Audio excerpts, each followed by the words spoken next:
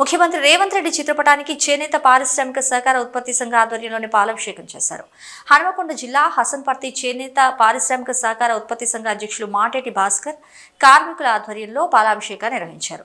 ఈ సందర్భంగా పద్మశాలి సేవా సంఘ మాజీ అధ్యక్షులు అనుమాన్ల విద్యాసాగర్ మాట్లాడుతూ Indian institute of handloom technology ప్రారంభోత్సవం సందర్భంగా ముఖ్యమంత్రి చేనేత రుణాలను మాఫీ, బతుకమ్మ చీరల బకాయిలు వెంటనే విడుదల చేస్తామని చెప్పడం వల్ల నేతన్నల ఆకలి చావులు ఆగుతున్నాయని అన్నారు.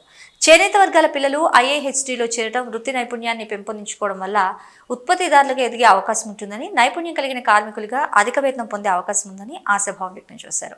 ఈ కార్యక్రమంలో చేనేత పారిశ్రామిక సహకార ఉత్పత్తి సంఘ ఉపాధ్యక్షులు కందకట్ల కుమారస్వామి, కార్యదర్శి కునుకుంట్ల ముత్తయ్య, మాచర్ల విజయభాస్కర్, మునుకుంట్ల కుమారస్వామి, పద్మశాలి సేవా సంఘ అధ్యక్షులు కేదాసి రాకేష్, ప్రధాన కార్యదర్శి గడ్డ వెంకటేశ్వర్లు, ఉపాధ్యక్షులు తలకొక్కల సుభాష్, మాజీ అధ్యక్షులు దికొండ భిక్షపతి, కనుకుంట సతీష్, ఎలిగేటి వెంకటేశ్వర్లు, పోరండ్ల శ్రీకాంత్, చేరాల రవీందర్, గుండు యుగేందర్ తదితరులు పాల్గొన్నారు.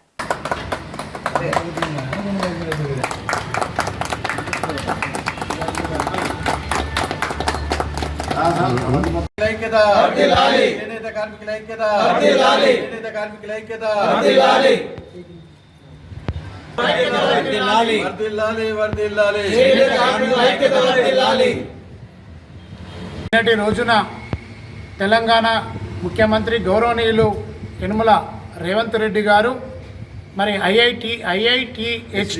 ఐఐహెచ్టిని ప్రారంభిస్తూ మరి చేనేత కార్మికుల యొక్క బాగోగుల గురించి మాట్లాడడం చేనేత వర్గాలను సంతోషపరిచింది. మరి అదేవిధంగా 30 కోట్ల వరకు ఉన్న చేనేత రుణాలను మాఫీ చేస్తామని, మరి Indian institute of handloom technology యూనివర్సిటీని స్థాపించి చేనేత వర్గాల పిల్లలను ఉత్పత్తికారులుగా తయారు చేస్తాం. వారికి ఇప్పుడు వచ్చే కనీస వేతనం కూడా దొరకడం లేదు. మరి రేపు పొద్దున గౌరవ వేతనం అందుకునే విధంగా ఆ పిల్లలను తయారు చేస్తాను అనే ఉద్దేశంతో వారు నిన్న ప్రారంభించిన IIHT చేనేత వర్గాలకు గర్వకారణంగా వారి ఉనికిని చాటే విధంగా ఉంది.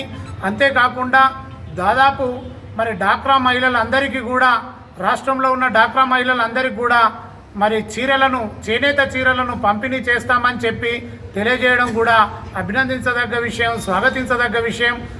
మరి చేనేత కార్మికుల ఆకలి చావులను ఆపడానికి గత ప్రభుత్వం బకాయి పెట్టిన దాదాపు 290 పైచిలకు కోట్లను వెంటనే విడుదల చేస్తున్నట్టుగా ప్రకటించడం వల్ల చేనేత వర్గాలు బ్రతికిపోయాయని తెలియజేస్తున్నాం.